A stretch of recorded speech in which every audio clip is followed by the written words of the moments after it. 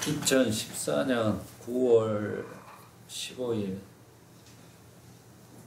부산 수영 알아차림 명상센터 제 11강을 시작하겠습니다.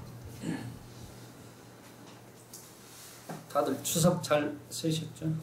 네. 저도 광주에 가서 노모님하고 좀 맛있는 것을 많이 이번에 먹어가지고 지금 다이어트 중입니다. 밥만 먹고 있는데.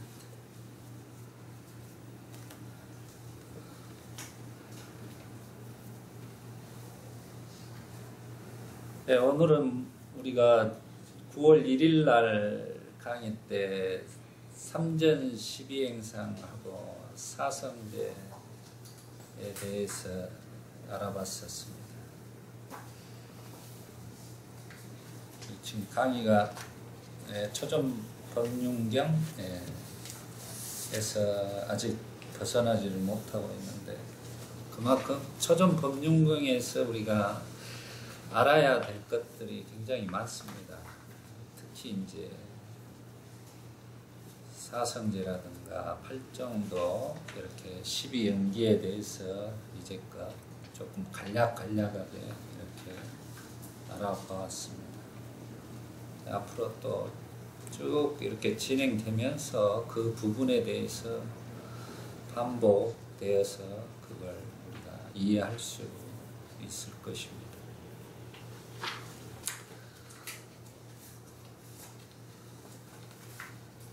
우리가 졸탁동시라고 이제 그런 말을 들어봤을 거예요. 이제 한국 불교에서 화두처럼 졸탁동시라는 말이 회자되고 전해지고 있습니다. 졸탁동시가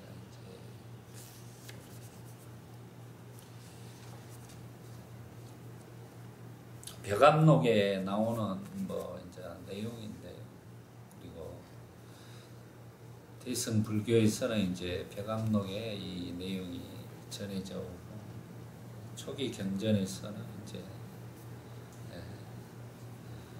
도끼자루 비유경에서도 나오고 여러 가지 경전에서 반복되어 나오고 있습니다.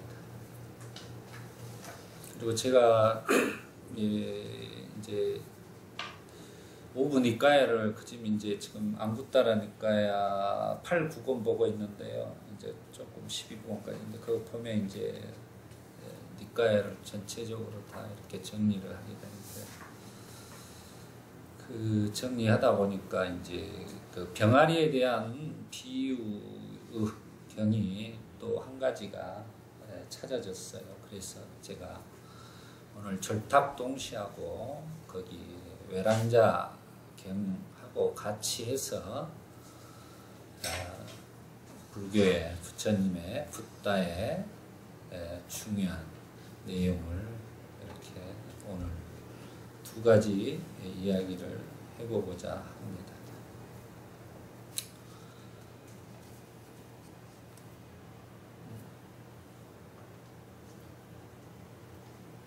먼저 우리 보덕거사님이 먼저 졸탁동시에 대해서 나오는 경전인 쌍육다니까야 도끼자루 비유경을 한번 큰 소리로 읽어보시고 이야기를 나누겠습니다. 쌍육다 니까야 상관 도끼자루 비유의 경 1. 한때 세존께서 사왓비시에 계셨다. 세존, 수행성들이여 나는 알지 못하고 보지 못하는 사람에게서가 아니라 알고 또한 보는 사람에게 번뇌가 소멸한다고 말한다. 이 수행성들이여 무엇을 알고 무엇을 보면 번뇌가 소멸하는가? 1. 이러한 것이 물질이고 이러한 것이 물질의 발생이고 이러한 것이 물질의 소멸이다. 2. 이러한 것이 느낌이고 이러한 것이 느낌의 발생이고 이러한 것이 느낌의 소멸이다.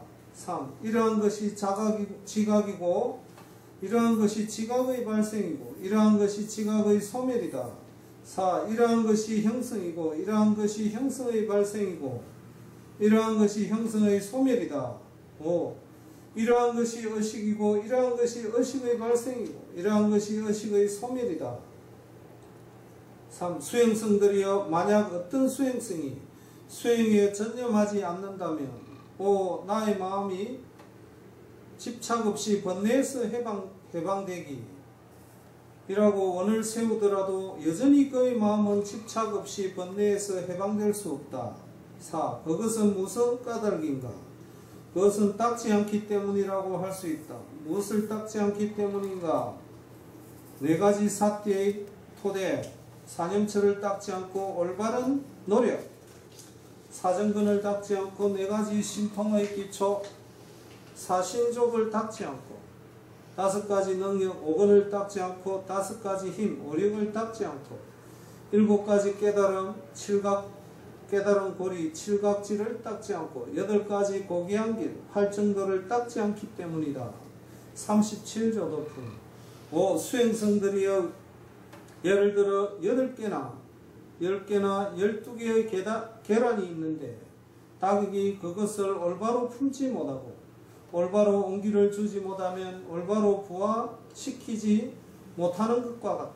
그 닭은 발이나 발톱이나 머리나 부리로 계란의 껍질을 부수 병아리로 안전하게 부화시키고 싶어도 발이나 발톱이나 머리나 부리로 계란의 껍질을 부수어 병아리를 안전하게 부화시킬 수 없다.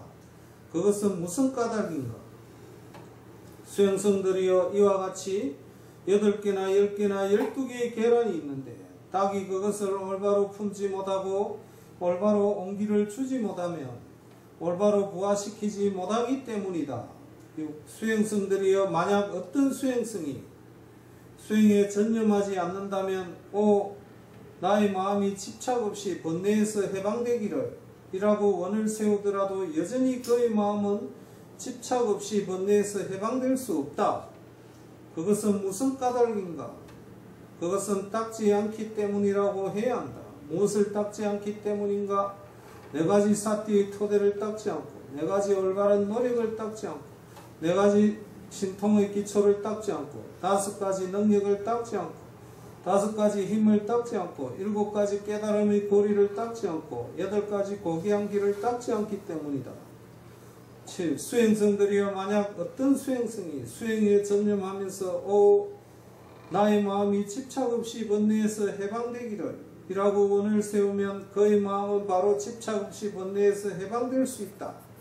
그것은 무슨 까닭인가? 4가지 사띠의 토대를 닦고 4가지 올바른 노력을 닦고 4가지 신통의 기초를 닦고 5가지 능력을 닦고 5가지 힘을 닦고 7가지 깨달음의 고리를 닦고 8가지 고귀한 길을 닦기 때문이다.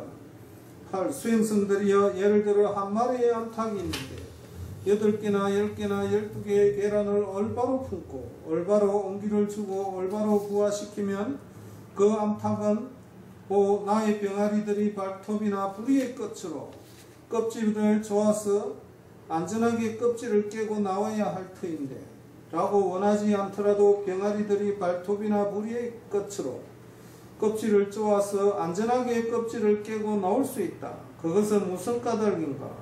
수행성들이여 이와 같이 8개나 10개나 12개의 계란이 있는데 닭이 그것을 올바로 품고 올바로 온기를 주면 올바로 부화시키기 때문이다.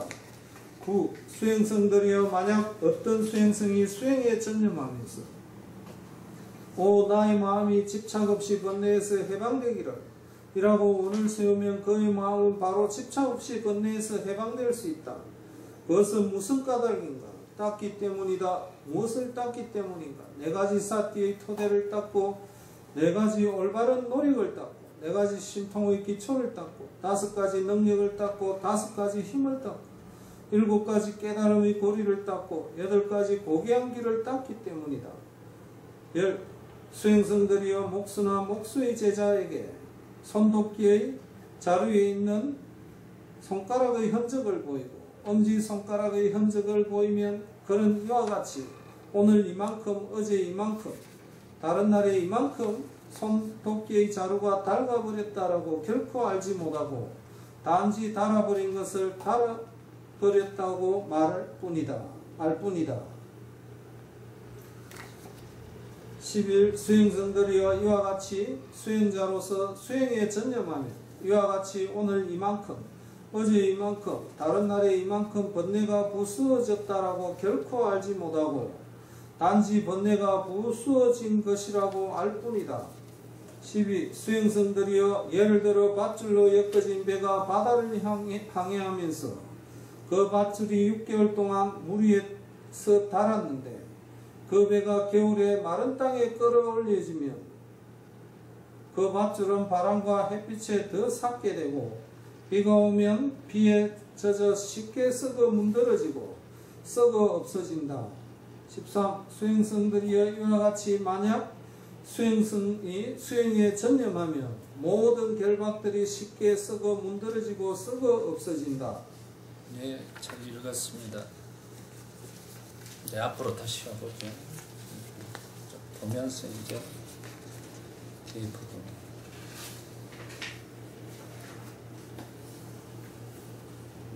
내용을 보면은 이제 첫 대목에가 그게 나옵니다. 우리가 수행성들이여 무엇을 알고 무엇을 보면 번뇌가 소멸하는가.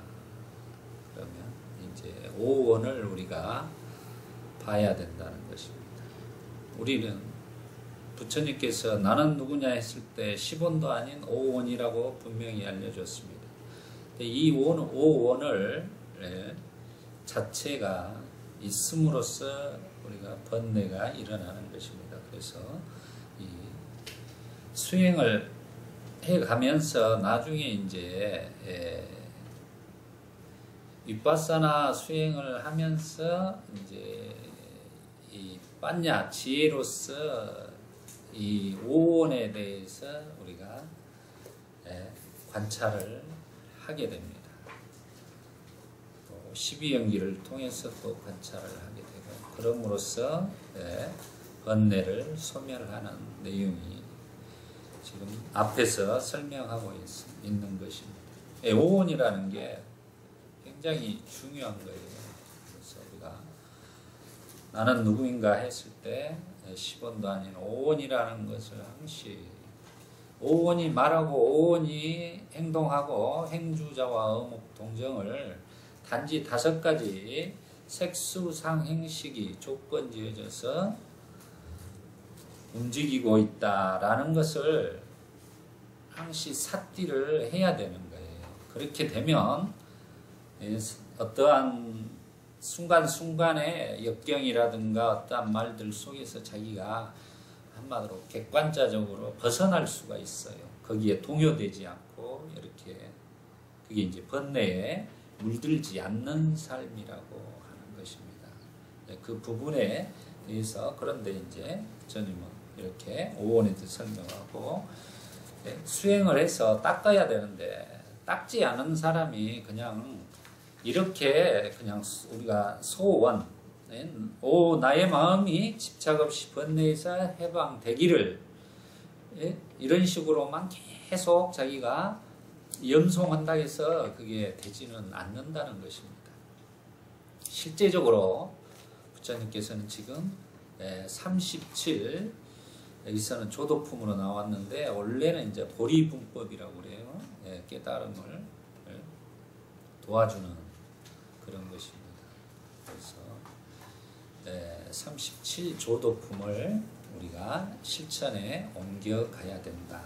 37 조도품에 대한 공부는 또 이제 가면서 하게 되는데 그 중에 이제 첫 번째 37 조도품의 첫 머리에 사념처가 나오는 것입니다. 사념처를 첫 머리에 배정하는 것은 왜 그러냐면 바로 사띠의 확립 때문에 그래요. 사띠를 알지 못하고서는 이 불교를 수행을 할 수가 없습니다. 그래서 알아차림이라는 이 기능을 없이는 이 불교는 어떠한 수행 자체를 할 수가 없는 거예요. 제가 요즘에 뭐 어떤 스님이 쓴 능가경을 봤는데 능가경에서도 이제 뭐 그런 내용이 나와요. 정념이 없으면 한마디로 마구니와 같다 이렇게 표현을 해요. 그런 데서는 대승경전에서는 대승경전에서도 이 정념에 대한 부분을 굉장히 강조를 많이 하고 있습니다. 그 부분에 정념이 있는 상태는 곧 부처의 마음인 것입니다. 깨달은 마음 상태다 생각을 해요. 그래서 사티파타나 사념처 수행이 제일 먼저 앞부분에 나와 있는 것입니다. 사념처 수행에 대해서는 이제 굉장히 대념처경이라든가 뭐 이런 것들로 해서 광범위하게 이렇게 되어 있습니다. 사념처 경만 가지고도 우리가 공부해야 할 내용이 너무 많습니다. 그건 차차 하기로 하고요. 이렇게 37 조도품 보리 분법을 닦아가야지만이 된다는 것을 이렇게 분명하게 말씀을 해주고 계십니다. 그리고 나의 마음이 집착 없이 번뇌에서 해방되기를, 이런 것은 이제 어떤 거냐면 서원이라고 그래요. 소원이 아니라 우리 불교에서는 서원이라고 합니다. 자기가 어떤 목적지에 도달하기 위한 서원을 굳건하게 세워서 자기가 정진을 하고 수행을 해 나가야 그 목표에 도달할 수 있는 거죠. 우리가 금정산 고단봉을 올라가기 위해서는 지금 여기서 내가 내일 금정산 고단봉을 올라가야지 하고 준비를 하고 이제 내일 일어나서 한 발짝 한 발짝 걸어가야만 그 정상에 올라갈 수 있어요. 그런데 걸어가지 않고 그냥 내가 금정산 고단봉의 정상에 지금 어떻게 가있기를 이런 식으로 수천 년을 말로만 되뇌인다고 해서 갈 수는 없다는 거죠. 그런 것처럼 직접적으로 우리가 37 조도품을 닦아가는 수행을 해야 된다라고 이렇게 이 경전에서 설명을 하고 있는 것입니다. 그래서 그 비유로서 이제 우리가 닦아가는 비유로서 어미 닭이 이렇게 알을 품는데 온기를 주지 못하고 이렇게 된다면은 뭐 안에 있는 이제 병아리가 제대로 자기 형체도 갖추지도 못할 것이고 부화하기도 어렵지요. 그래서 이 어미 닭이 정말로 잘 품어주고 또 안에서 그 닭이 나오려고 형체를 갖추고 이제 나오려고 잘 하는 것이 중요하다는 내용이 되겠습니다. 이제 이 비유의 내용은 굉장히 이 불교에서 중요한 요소를 차지하고 있는 졸탑동시의 내용이 되겠습니다. 그래서 이제 성가에서도 이렇게 회자되고 우리에게 전해주는 내용들이 되는 것이죠. 그래서 그 닭이 자기의 알을 잘 품어가지고 그 닭 병아리가 안에서 열심히 깨고 나오려고 한마디로 노력을 해야 되는 것입니다. 그것이 바로 우리 수행에서는 이제 뭐가 되죠? 사정근이 되는 것입니다. 아까 37 조도품에서 사정근의 노력이 되겠습니다. 그런 노력을 통해서 우리가 칠불통계에서 제약막작, 중선봉행, 자정기의, 시제불교 그랬습니다. 그런 것처럼 우리가 사정근은 그런 내용을 담고 있습니다. 그러니까 이 알에서 자기가 한마디로 이 알 자체는 어떤 알이냐면 무명의 알이에요. 우리가 무명, 무지 속에서 살아가는 알 속에서 자기가 이제 그 알을 깨고 이 광대한 세계로 나올 수 있는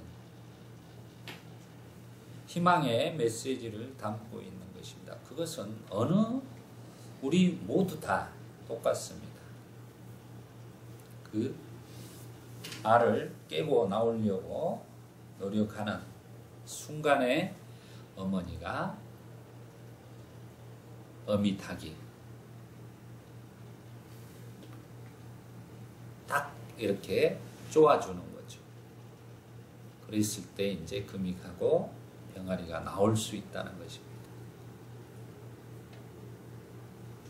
그런데 이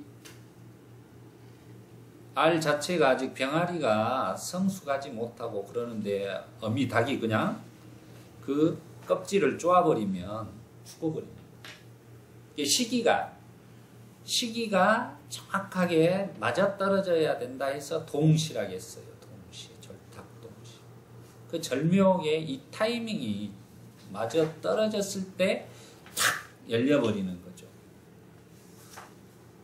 이게 저도 이제 예전에 경험을 했지만 뭔가를 이렇게 가르치고 더 가르쳐주고 하는 어떤 제자분들은 욕심을 가지고 이렇게 하게 되면 부작용이 일어나 버려요. 그게 시기가 안 맞으면 그분이 이렇게 열심히 노력하고 수용하고 받아들이려고 했을 때 탁 이렇게 법문을 하고 가르침을 주면 그냥 자기 것이 돼서 탁 열리는데 제가 어거지로 막 좀 더 어떤 빨리 이렇게 부화될 수 있도록 한마디로 이렇게 열릴 수 있도록 하려는 욕심 때문에 더 안 되더라고요.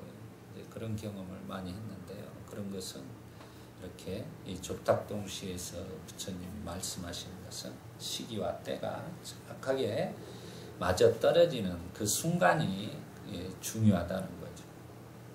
그런 것이 우리에게 수행을 해오면서 이제 그런 순간들이 오게 됩니다. 그 부분에 대해서 이렇게 하고 또 이제 비유로서 목수가 제자들에게 손도끼 자루로서 우리가 나무를 이렇게 만들면서 이렇게 막 일을 해요. 그러다 보면 이제 예전에 우리 보면 이제 손대패가 있었습니다.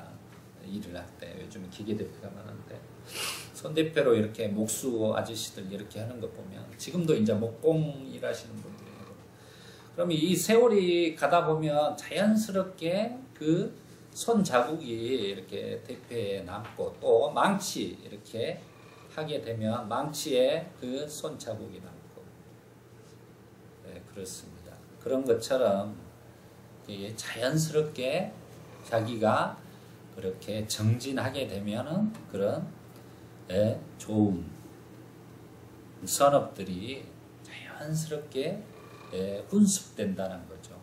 이런 비유로서 이제 도끼자루 비유에 대해서 이렇게 설명을 하고 있습니다. 또 그리고 이제 한 가지 더 비유로서 이제 배가 바다를 향해 하면서 이제 겨울이 와가지고 이제 묶어놨어요. 그래서 그때는 이제 그 밧줄을 묶어놓은 밧줄이 이제 6개월 동안 묶어놓으니까 이제 뭐 밤과 낮이 바뀌고 또 소금기랑 해서 이제 이렇게 해서 햇빛에 삭게 되는 거죠. 그래서 이 줄이 이제 썩어 문드러져서 끊어지게 된다라는 것입니다. 그게 이제 바로 이 배의 비유에서 밧줄이 이렇게 썩어 문드러진다라는 것은 이제 한마디로 우리가 번뇌, 망상이 이렇게 소멸된다는 표현을 하고 있는 것입니다. 그것을 이제 수행을 함으로써 그렇게 시간이 경과하게 되면 자기도 모르게 그렇게 자기가 탁 변해 있다라는 거죠. 그런 것처럼 제가 비유로 하는 그런 말씀을 자주 드려요. 이른 아침에 한 3시나 4시에 이렇게 자기가 산책을 저 강가에 있는 쪽으로 한 2시간 이렇게 다녀왔습니다. 그래서 집에 들어왔더니 온몸에 이슬이 젖어 있다는 것을 알 수가 있어요. 그런 것은 그때 그 강가를 산보를 했을 때는 몰랐지만 나중에 집에 와서 보니까 이슬이 젖어 있는 것처럼 그걸 이제 우리의 순수한 한글로는 이제 시나브로라고 하는데 시나브로로 이렇게 점차적으로 그런 것들이 이루어진다는 것입니다. 또 이제 우리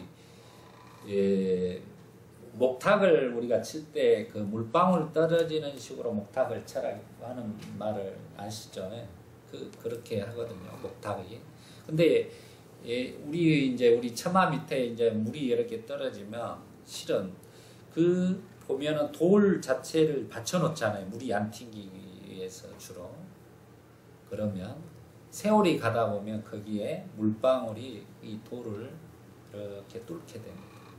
그 부드러운 것이 결국은 이 돌을 뚫게 되는 것처럼 수행도 마찬가지예요.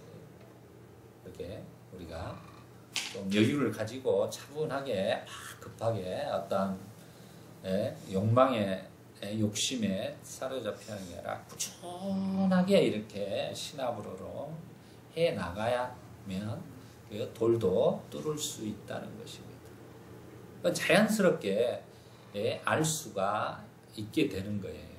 그럼 자기 자신이 우리가 명상센터에서 사티 수행을 하고 우리가 사념처 수행을 하고 위파사나 수행을 꾸준하게 지속적으로 이렇게 하다 보면 1년, 2년 가다 보면 스스로 자신이 사람들과 관계라든가 자기의 마음을 항시 사티하기 때문에 변화돼 있는 모습을 접할 수가 있는 거예요.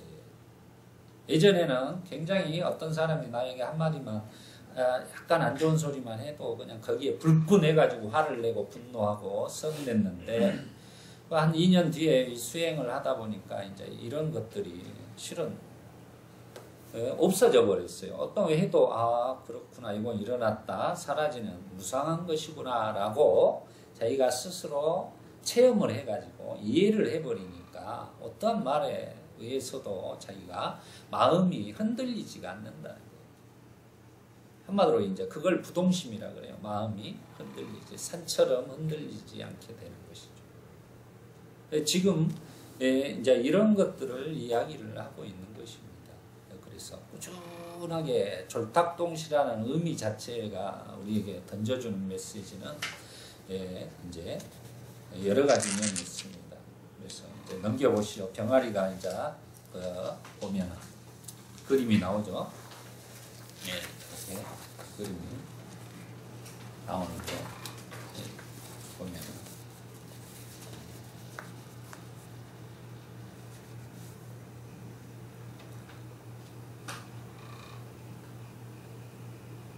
이제 졸탁동시에 대해서 이제 한번 보요. 저기서 그림에 보면 이제 안에서 병아리가 탁 이거 이제 조리락이에요. 계속 이렇게 불을 조리서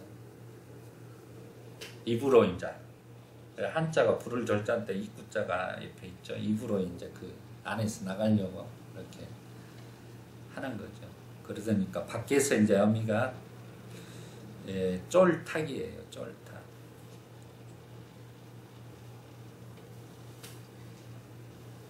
이제 쪼아주는 거죠. 그리고 이제 한 가지 떼시를 아까 말씀하신 동시에 같이 했을 때 나오는 거예요.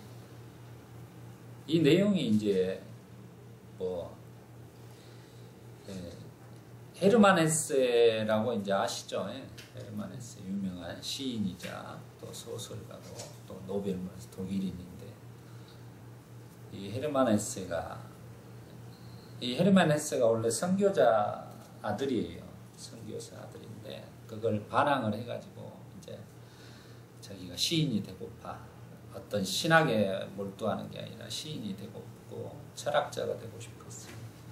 이제 나중에 불교에 심취하게 되면서 이제 이 경전을 번역된 경전을 보면서 이제 데미안이라는 소설을 쓰게 됩니다.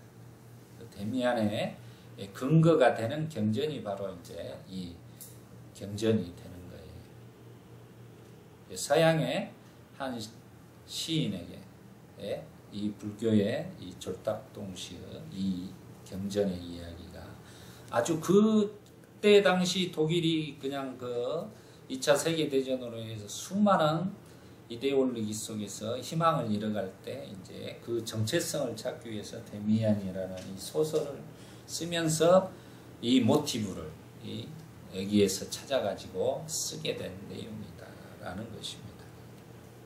그래서 그 데미안 중에 중요한 대목이 이제 이 내용이 되겠습니다. 새는 알을 깨고 나온다. 알은 새의 세계다. 이 새가 이제 병아리가 이제 이렇게 새가 되는 과정이겠죠. 태어나는 자는 한 세계를 파괴하지 않으면 안 된다. 새는 신을 향해 날아간다. 그 신의 이름은 아프락사스다라고 이렇게 이야기합니다. 이 데미안에서 유명한 이제 명언이 되는 것입니다. 이것은 우리가 어떻게 해석을 해볼까요? 결국은 뭡니까?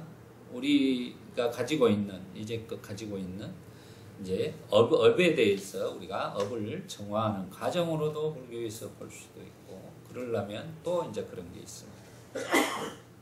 한마디로 우물 안에 개구리가 이 동그란 데서 아무리 하늘을 쳐다봐도 그 세계는 어떻습니까?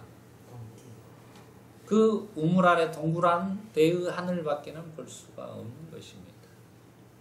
그리고 그 안에서 자기들끼리 세계는 이렇다라고 아무리 이야기를 한다겠지만 그 세계는 거기밖에는 볼 수가 없어요. 그렇지만 그 개구리들이 그 우물을 벗어나게 되면 이 광활한 세계를 볼 수가 있는 것처럼 마찬가지입니다. 이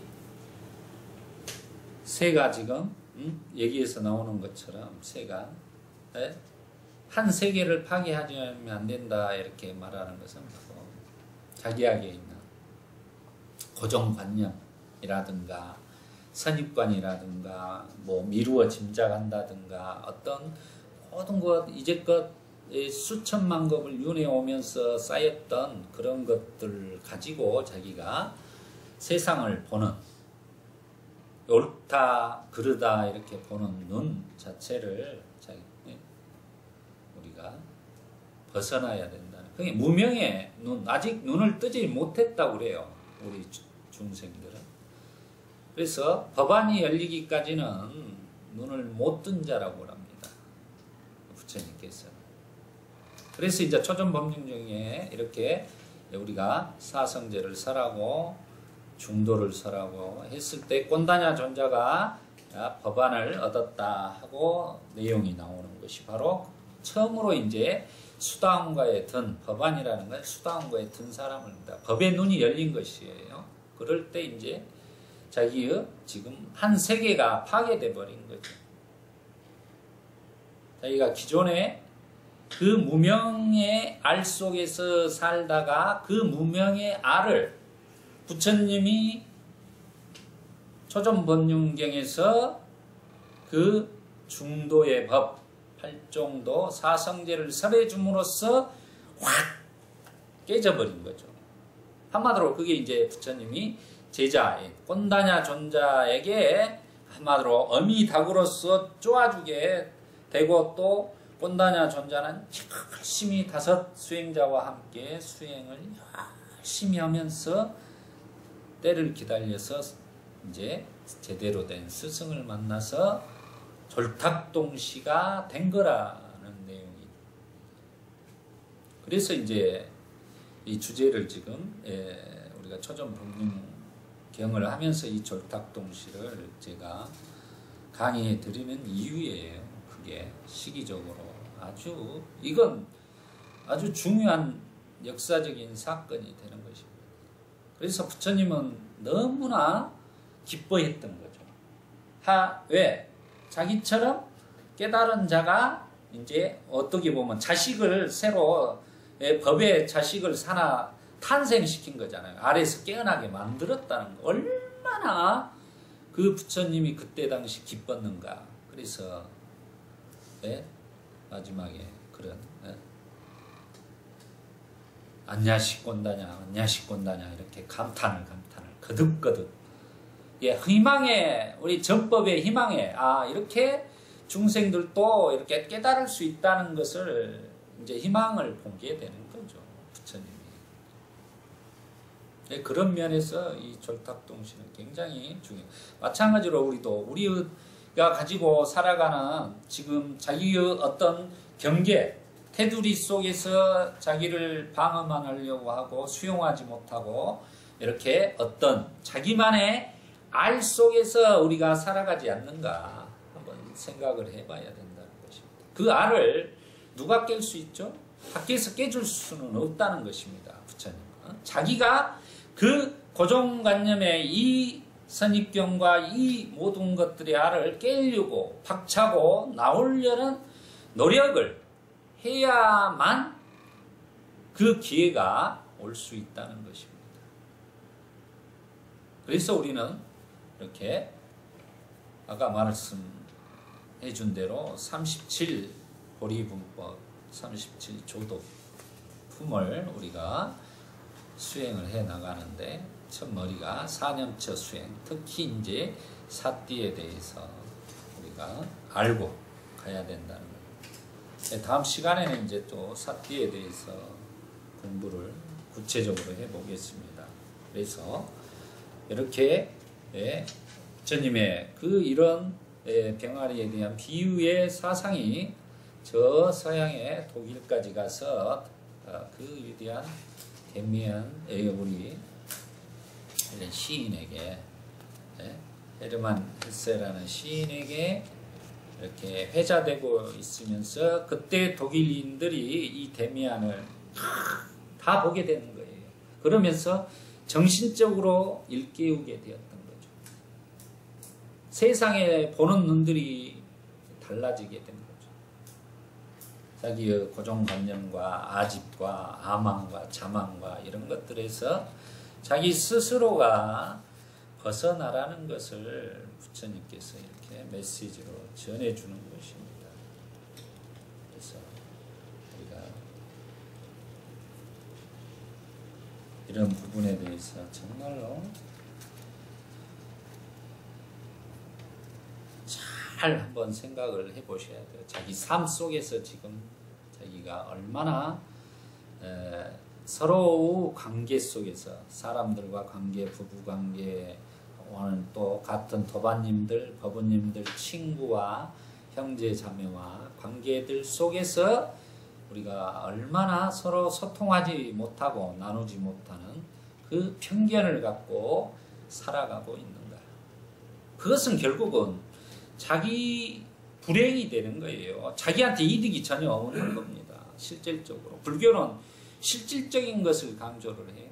다른 것이 아니라 실질적으로 자기가 이익이 없어요. 그렇게 되면 부딪히고 싸우게 되고 이렇게 되면 스트레스가 쌓임으로써 결국 자기 자신의 몸만 망가지는 것입니다. 그리고 자기의 분노나 성냄에 의해서 자기를 망치게 되는 것이다.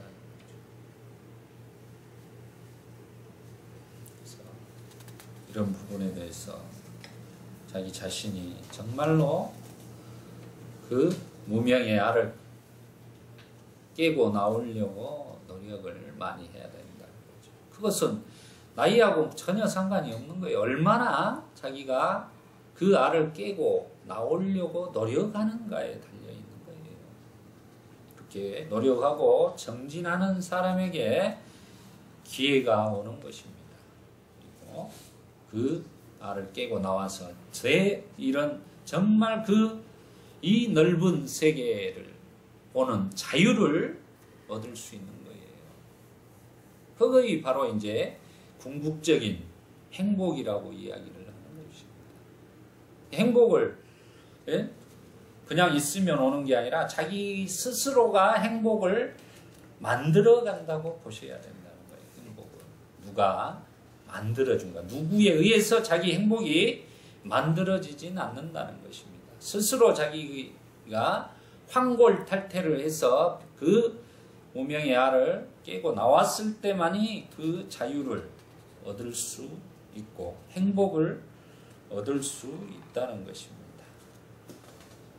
그래서 그런 부분에 대해서 잘 생각을 해 보시기 바랍니다. 그래서 그 내용을 보면 밑에 이제 보시면 우리 불자님들은 이 경전에서 부처님이 말씀하시는 것처럼 수행에 전념하지 않으면서 오 나의 마음이 집착 없이 번뇌에서 해방되기를 이라고 원을 세우더라도 번뇌에서 해방될 수 없다고 하십니다. 그래서 부처님은 졸탁동시 예를 들어 우리들에게 수행에 전념하면서 오 나의 마음이 집착 없이 번뇌에서 해방되기를 이라고 서원을 세우면 번뇌에서 해방될 수 있다고 하십니다. 이게 부처님의 메시지예요. 우리한테 전해주는.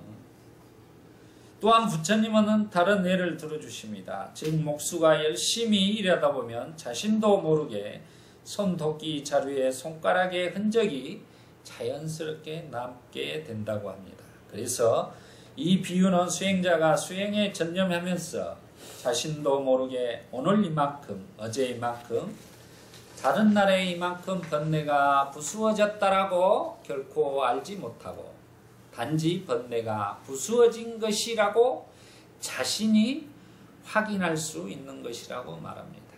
이게 미세한 차이로 이렇게 점차적으로 가기 때문에 자기가 이렇게 하지만 좀 시간이 지나면은 확연하게 자기가 내가 이렇게 번뇌가 많이 없어졌구나, 내가 많이 달라졌구나 라를 알 수가 있는 것입니다. 이제 그런 말이에요 지금. 그리고 나서 부처님은 다른 예를 하나 더 들어 우리에게 수행에 전념해야만 된다는 것을 강조하십니다. 그 예는 다음과 같습니다. 밧줄로 엮어진 배가 바다를 항해하면서 그 밧줄이 6개월 동안 물 위에서 달았는데 그 배가 겨울에 마른 땅에 끌어올려지면 그 밧줄은 바람과 햇빛에 더 삭게 되고 비가 오면 비에 젖어 쉽게 썩어 문드러지고 썩어 없어진다고 합니다. 이렇게 밧줄이 시간이 시나브로로 지나감에 따라 닳아서 썩어 없어지듯이 우리도 부처님의 가르침을 많이 듣고 사유하고 수행에 전념함으로써 시나브로로 탐진치 삼독과 10가지 결박들이 쉽게 닿아서 썩어 문드러지고 썩어 없어진다고 하십니다.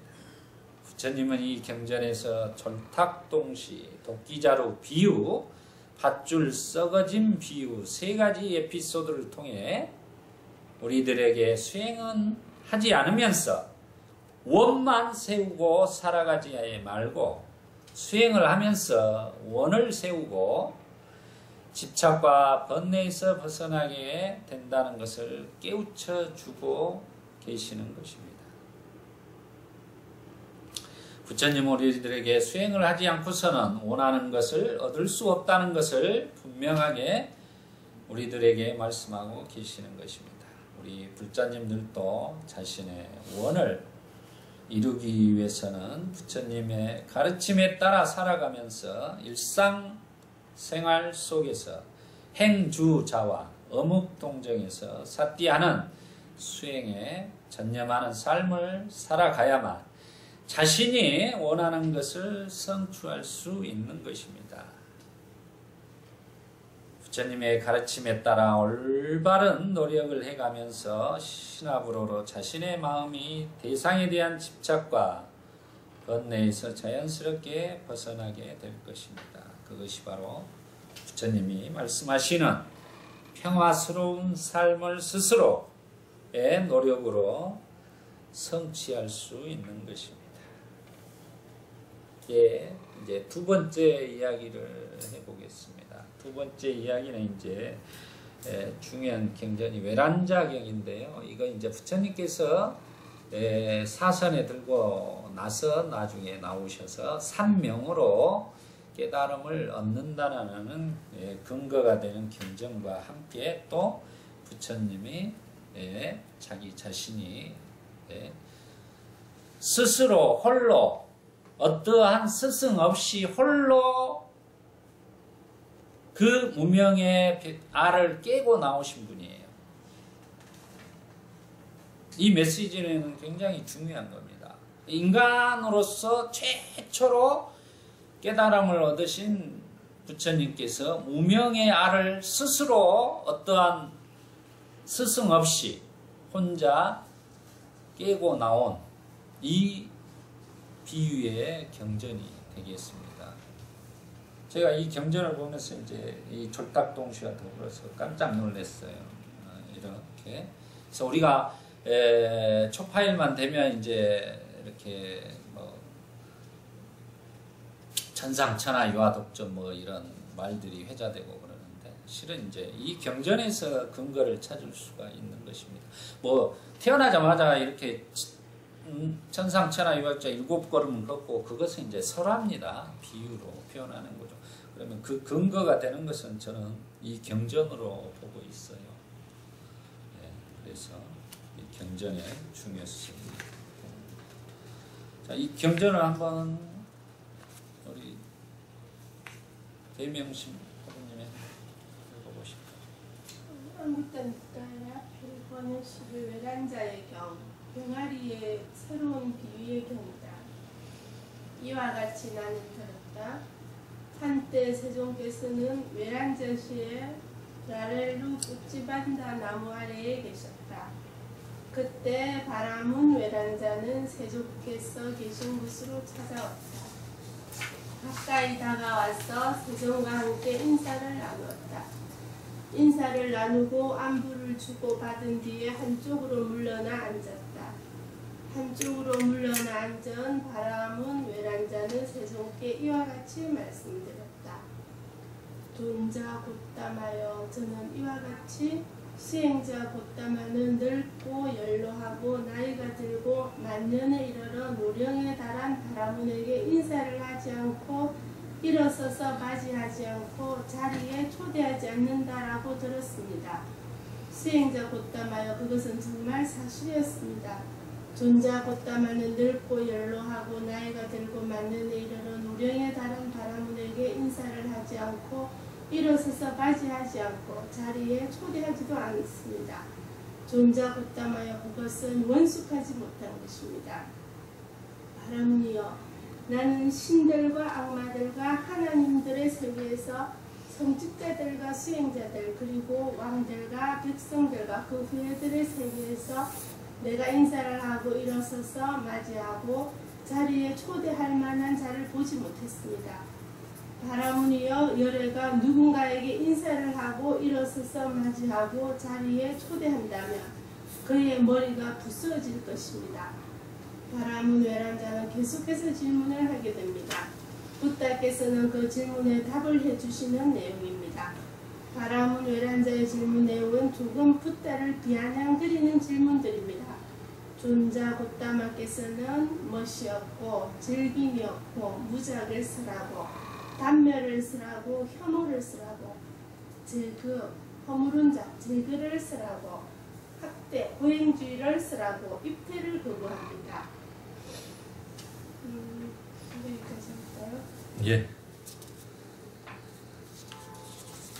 이 외란자경에서 이제 병아리 비유가 나오기 전에 이제 그 외란자라는 바라문이 이제 붓다를 만나서 이제 질문하는 내용이 되겠습니다. 그런데 이제 이 내용에서 우리가 보면 바라문들이 이렇게 유명해진 우리 존자 곧다마, 바라문들은 이제 존자 곧다마라는 성을 붙여서 해요. 저때 붓다라는 말을 쓰지 않습니다. 바라문들은 조금 이렇게 내려보고 이렇게 한마디로 집 같은 것이 뭐 지가 붓다니 세존이니 뭐 이렇게 한다냐 이런 것들에 비양거림이 있었어요. 그때 당시 시기 질투도 많았고요.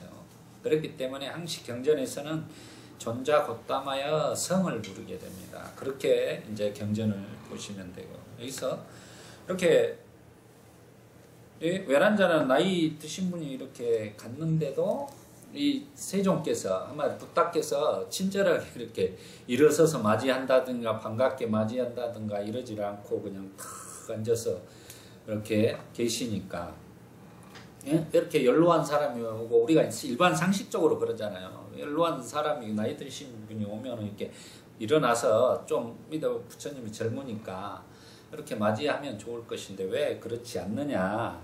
그래서 그거에 대해서 이제 한마디로 시비를 거는 거죠. 그래서 원숙지 못하다. 너가 아직 한마디로 뭐 붙다라고 하는데 깨닫지 못했느냐. 이제 이런 질문이에요. 내용이 약간 이 내용은. 그러니까 이제 세종께서 그렇게 말씀하죠. 바라무니여 나는 신들과 악마들과 하나님들의 세계에서 성직자들과 수행자들 그리고 왕들과 백성들과 그 후예들의 세계에서 내가 인사를 하고 일어서서 맞이하고 자리에 초대할 만한 자를 보지 못했습니다.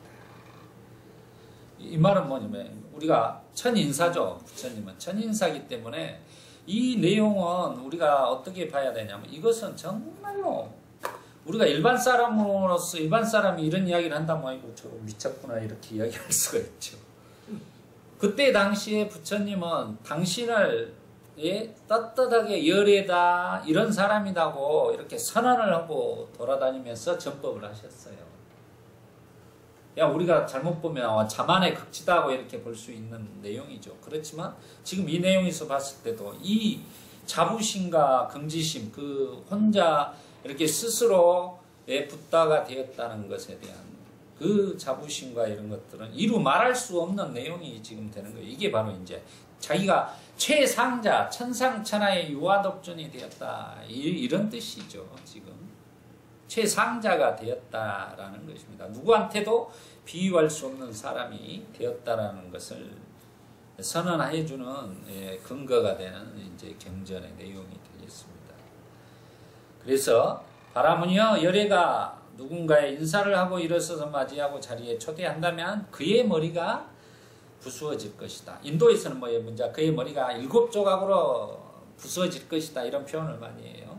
그 말은 이제 한마디로 절대 그 사람을 위해서도 내가 맞이할 수 없다는 내용이죠. 이 내용은. 그런다 해서 부처님이 전법 45년 동안 그렇게 사셨냐? 그러면 그렇진 않습니다. 지금 이 상황에서 이렇게 말씀을 하는 거예요. 왜? 상대가 간파를 하고 이렇게 말씀을 하는 것입니다.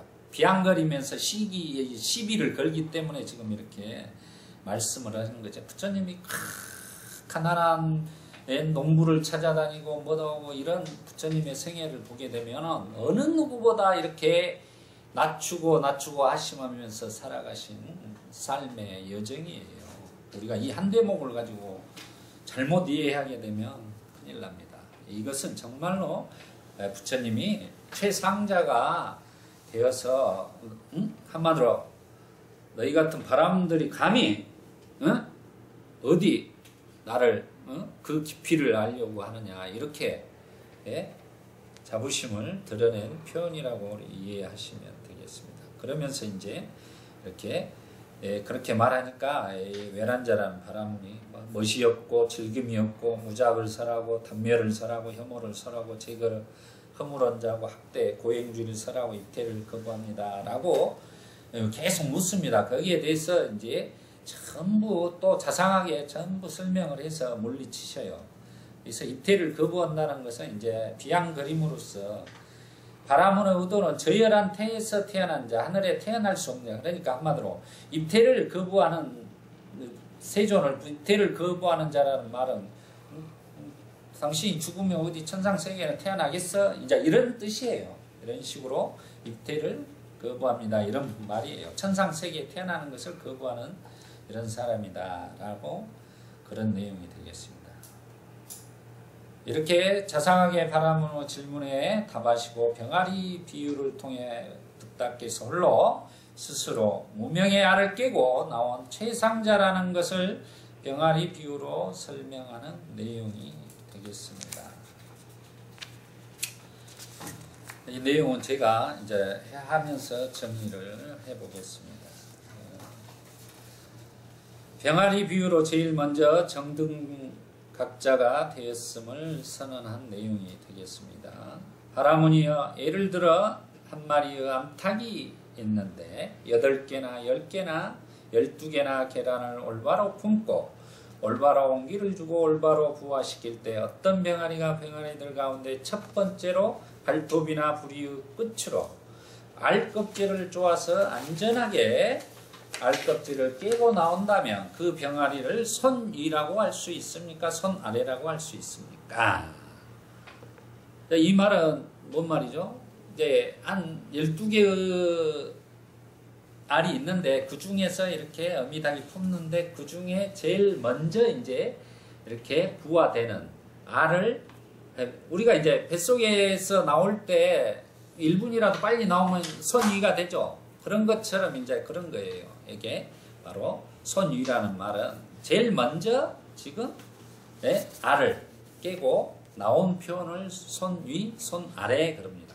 이게 손위라는 것은 지금 이 표현에서 부처님이 자기가 가장 손위다 이 말이에요. 인간 세계에서 처음으로 무명의 알을 깨고 나온 사람이다라는 것을 손위라고 표현하고 우리는 이제 손아래죠. 그 부처님의 제자로서 부처님의 가르침에 따라 이렇게 졸탁동시 해줄 때 우리가 깨어날 수 있는 것이죠.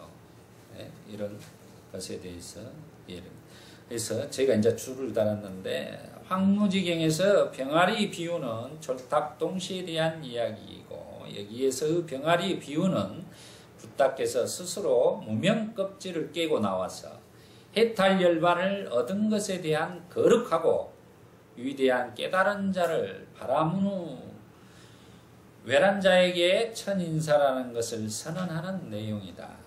깨달음을 사선정과 산명으로 얻어 무명을 깨고 나와 광명을 얻었다는 것을 보여주는 아주 중요한 경전이 되겠습니다. 이어서 보겠습니다. 그러니까 외란자가 존자 곧담하여 손위라고 할 수 있습니다. 그가 그들 가운데 손위이기 때문입니다.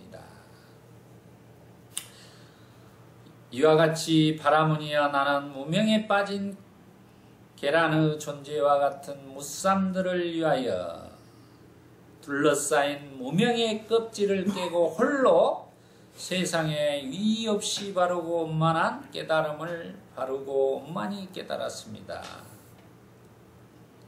이제 이게 바로 나모따사 바가와또 아라하또 삼마삼부따 이제 이런 내용이 되겠습니다. 이 말이 홀로 세상에 위 없이 바르고 원만하게 깨달아요. 스스로 각자가 되신 분이라는 거죠. 바라무니여 나는 참으로 손이고 세상의 최상자입니다. 라고 지금 선언을 하는 내용이 되겠습니다. 그래서 이 말은 우리가 병아리 비유에서 보듯이 지금 뭐죠?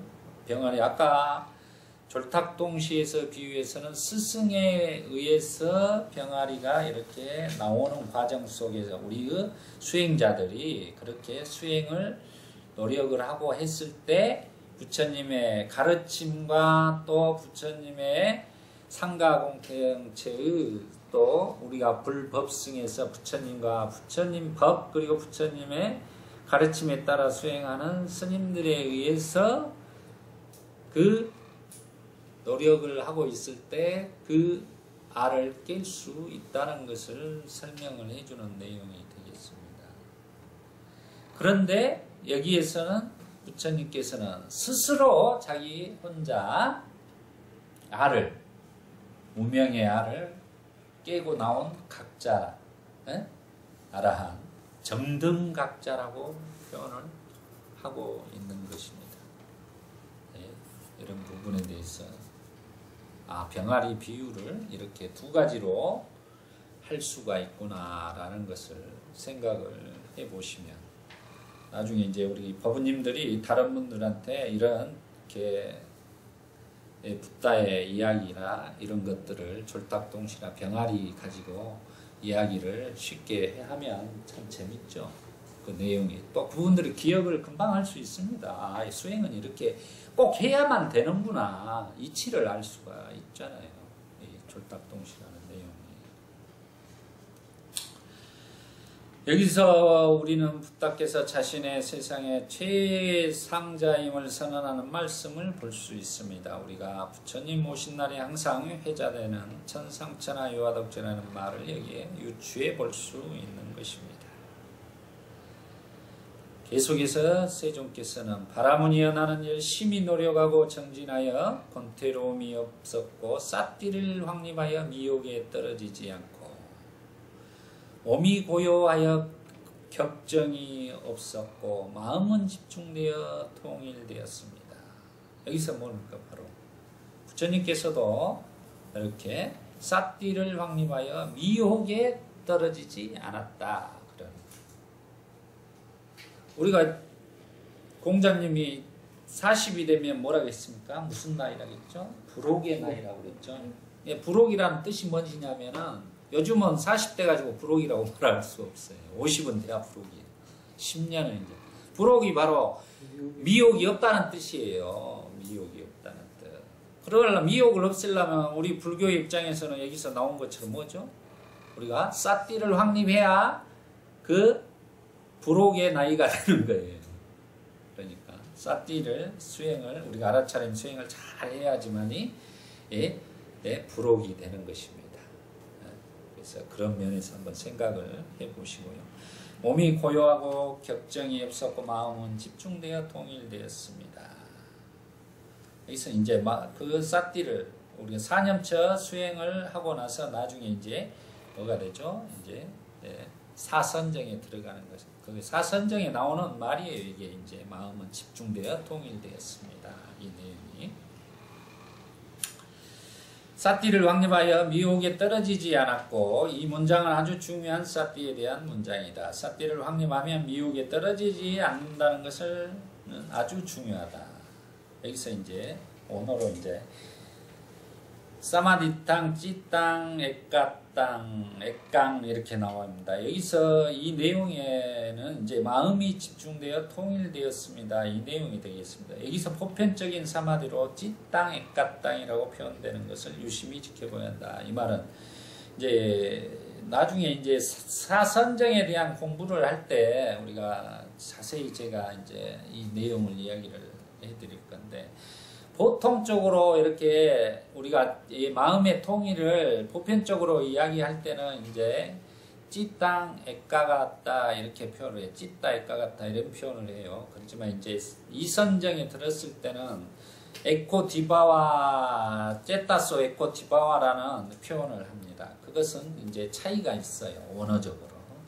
그런 것들에 대해서 우리가 또 수행을 하고 있기 때문에 분명히 알아야 돼요. 그 차이를 알아야 된다는 거죠. 그래서 여기서는 보통적으로 이제 마음이 집중되어 있을 때는 찌따, 액가 같다라는 용어를 쓰고 있다라는 정도만 이해하시면 되겠습니다.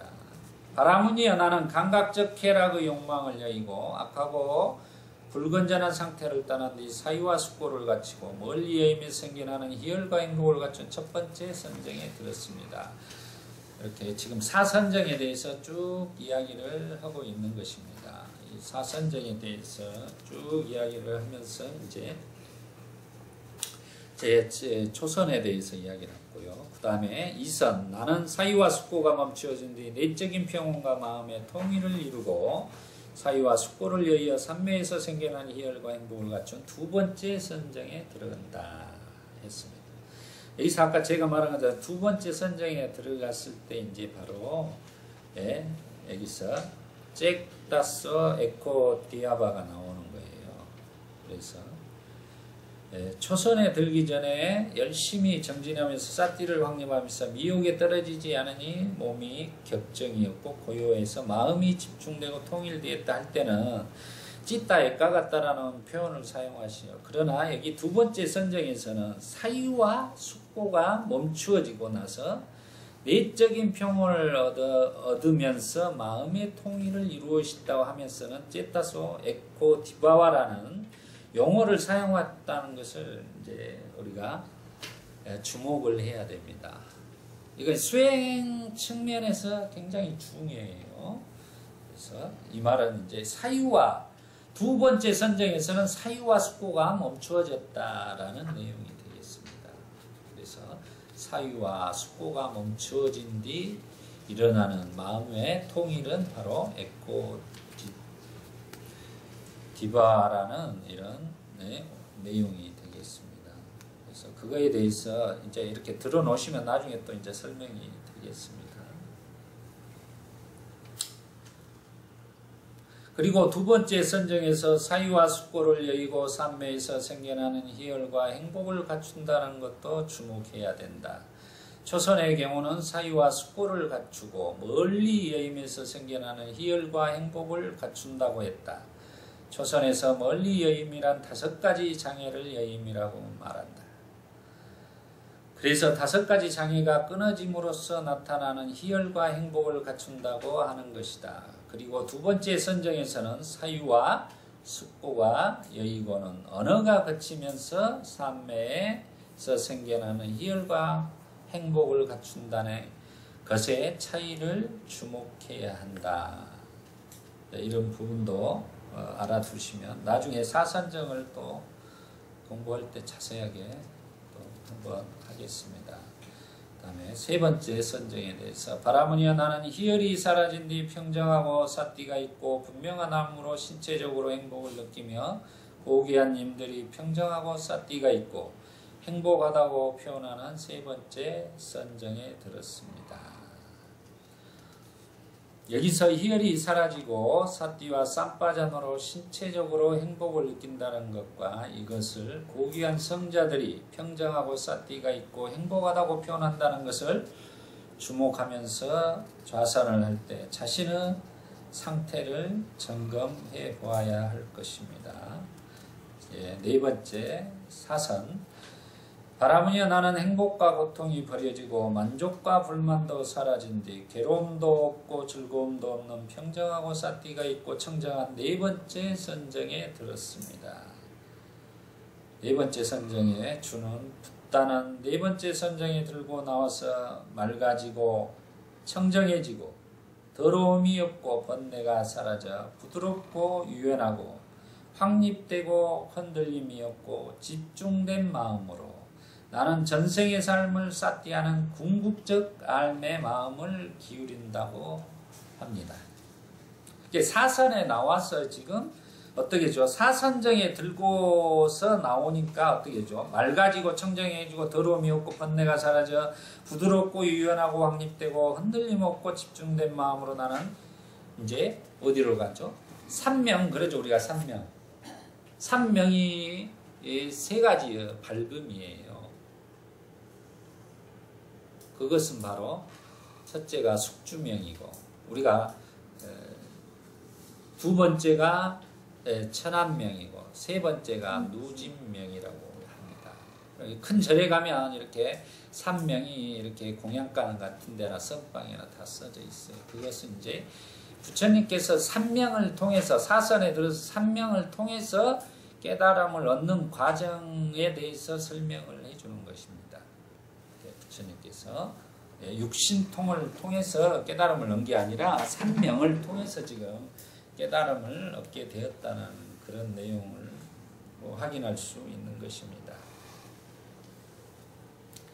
여기서 네 번째 선정에서는 호흡이 그친다는 것을 주목하면서 행복과 고통 그리고 만족과 불만 괴로움과 즐거움도 없는 청정하고 평정한 삿띠가 있는 선정에 들어간다는 것이다. 이렇게 청정해짐으로 여실직연의 능력이 생겨나는 것입니다. 이제 이렇게 사선에 들어가고 나서 이제 청정하고 해서 평정한 삿띠를 갖추게 됨으로써 이제 여실직연이라는 능력이 생겨나는 거예요. 그리고 나서 여실직연으로 여모이탐 사마타 수행을 하게 되면서 시메타를 이루게 되는 기초선이 됩니다. 사선정이 한마디로 이제 기초선에서 이루게 돼서 이제 한마디로 삼명에 이르게 되는 사마타 수행으로 진행되어 가는 것입니다. 여실직연으로. 그래서 이제 부처님께서는 이렇게 말씀해요. 이와 같이 맑아지고 청정해지고 더러움이 없고 번뇌가 사라져 부드럽고 유연하고 확립되고 흔들림이 없고 집중된 마음으로 나는 전생의 삶을 삿띠하는 궁극적인 알매의 마음을 기록. 그러니까 이 경전에 보면은 사띠가 지금 4선에서부터 지금 3선에서부터 사띠가 확연하게 드러나면서 4선, 3명으로 가면서 사띠가 계속 이렇게 있죠. 이 부분에 주목을 해야 되는 것이에요. 사띠가 항시 궁극적 알무로 갈 수 있도록 해주는 기능이라는 것을 이해하셔야 된다는 거. 바람은이여 방일하지 않고 열심히 정진한 자에게 그렇듯이 나에게 한밤의 초야의 첫 번째 밝음을 얻자 우명이 부서지고 명지가 생겨나고 어둠이 부서지고 광명이 생겨났습니다. 바람은이여 이것이 병아리가 알껍질을 깨고 나오는 것과 같은 나의 첫 번째 깨고 나옴이었습니다. 한마디로 알에서 3번을 깨고 나온다고 이렇게 표현을 해요. 3번 거듭난다 이렇게 보시면 되겠습니다. 그러면서 이 자체가 바로 숙주명이 되는 것입니다. 이 숙주명에 대해서는 이제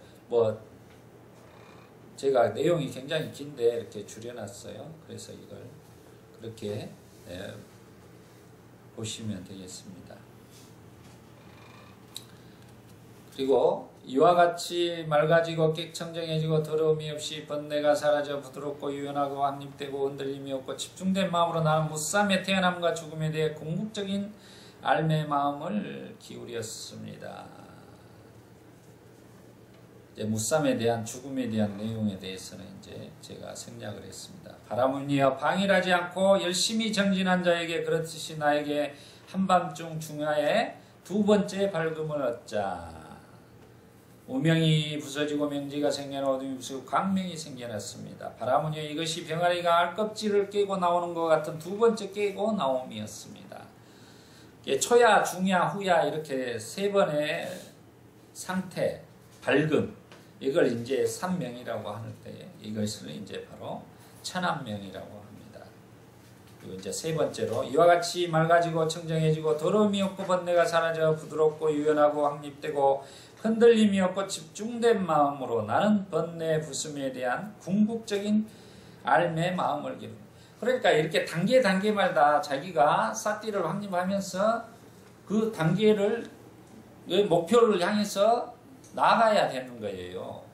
분명한 부처님 말씀하는 것은 궁극적 암에 대해 마음을 그렇게 더 높은 단계로 기울여야 되는 거예요. 그 부분도 분명히 보셔야 된다. 그걸 어떤 수행하는 사람들은 어떤 욕심이다 이렇게 생각해 버리면 안 되는 거예요. 절대로. 자기가 완성이 될 때까지는 그 단계 완성이 되고 나서는 그건 욕심이라는 것은 없어져 버리기 때문에 아라한이 되면 그때 가서 자기가 어디에 도착을 해놓고 그 말을 해야 돼. 도착도 하지 않고서 욕심이다 이렇게 수행자들이 이야기를 많이 해요. 그건 전혀 말이 안 됩니다. 이런 내용에서 봤을 때 부처님께서도 이렇게 마음을 항시 단계마다 일으키고 있다는 거죠.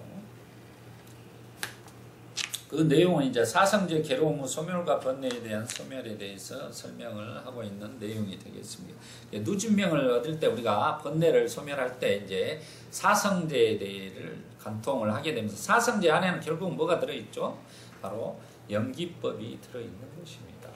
사성제 안에 팔종도, 중도, 연기법 다 들어있다고 그랬죠?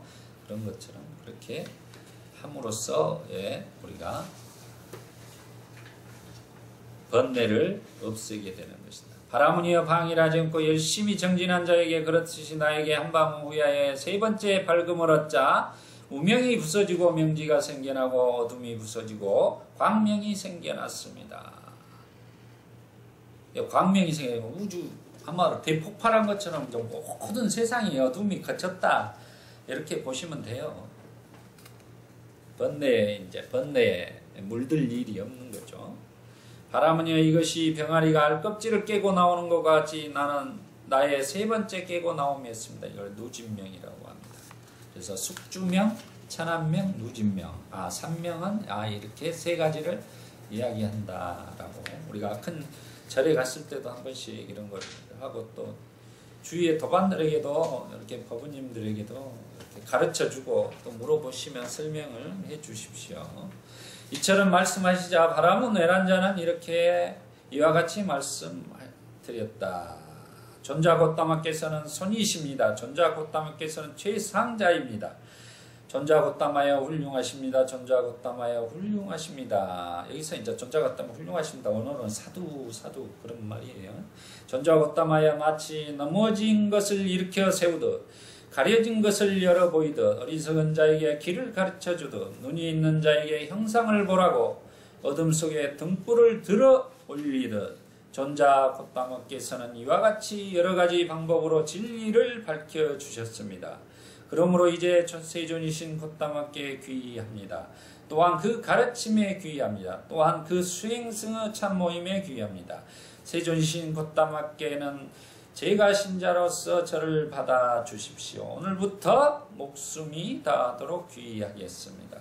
지금 이 바람은 이 내용에서는 뭐죠? 바람은 외란자가 시비를 걸고 와서 어떻게 돼버렸죠? 귀의하게 돼버렸어요. 삼귀하면서 개종을 해본 거예요. 부처님은 경전에 보면 완전히 바람을 무지하게 개종을 많이 시켜버립니다. 근데 이런 법문을 통해서 논리적으로 이렇게 개종을 시켜버린다는 거죠. 정말 설득력 있게 해서 이 개종하는 장면들이 많이 나오고 있습니다. 이 경우 중요성은 부처님이 사념처, 사선정, 삼명으로 번뇌를 소멸하고 깨달음을 얻었다고 바람은 외란자에게 설명하면서 비유로 병아리가 알껍질을 깨고 나오는 과정을 자세하게 설명하면서 가장 손이이고 최상자임을 선언하시는 것입니다. 우리가 또 알고 있는 병아리가 무명의 알껍질을 깨고 나오기 위해서는 알껍질 속에서 열심히 껍질을 쪼아야 하고 밖에서 어미닭이 알껍질을 살짝 쪼아주면 동시에 서로의 노력이 맞아 떨어져서 알껍질을 깨고 나올 수 있다는 것을 황무지경에서 말씀하신 내용이 있습니다. 이것을 한자로 졸탁동시라고 합니다. 하지만 붓다는 자신의 무명의 알 껍질을 제일 먼저 스스로 깨고 나오는 병아리라고 비유하면서 손위이고 최상자, 정등각자라고 선언하시는 중요한 경전이 되겠습니다. 예, 오늘은 이렇게 두 가지 이야기로서 병아리 이야기로서 졸탁동시 이야기와 부처님께서 스스로 무명의 알을 깨고 나온 이야기를 공부해 봤습니다. 시간이 조금 다 마치려다 보니까 오버가 됐습니다. 전법선언문하고 축원하고 끝내겠습니다. 전법선언문 나무때 부처님께서는 바라시의 시바타나의 사슴동산에 계셨다. 제자들 60명이 아라한이 되었을 때 부처님은 제자들을 모시고 말씀하셨다. 이유들이여 나는 모든 속박에서 벗어났다. 그대들도 또한 모든 속박에서 벗어났다. 중생의 이익을 위하여 중생의 행복을 위하여 길을 떠나라. 세상에 대한 자비심을 가지고 존재하는 모든 것에 대한 자비심을 가지고 신들과 인간의 이익과 행복을 위하여 길을 떠나라. 둘이 함께 같은 길을 가지 마라. 처음도 훌륭하고 중간도 훌륭하고 끝도 훌륭하고 바른 뜻과 문장을 갖춘 가르침을 설하여라.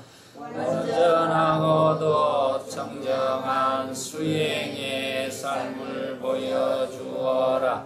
세상에는 더러움에 덜 물든 사람들도 있다. 다만 그들은 가르침을 듣지 못하였기 때문에 멀어졌지만 만일 그들이 가르침을 듣는다면 그것을 곧 알아들을 것이다. 비구들이여 나도 또한 가르침을 설하기 위하여 우르엘라의 세라니 마을로 가야겠다. 축원하겠습니다. 부산 수영과 라차림 명상극다 제11강 졸탁동시와 우리 부처님께서 스스로 무명의 알을 깨고 나와 정등각자가 된 내용에 대해서 공부하였습니다. 우리 법원님들도 열심히 수행하시어서 무명의 알을 깨고 나오는 성근 공덕을 지으시기를 축원드립니다. 사두 사두 사두 사티 바타나. 수고하셨습니다.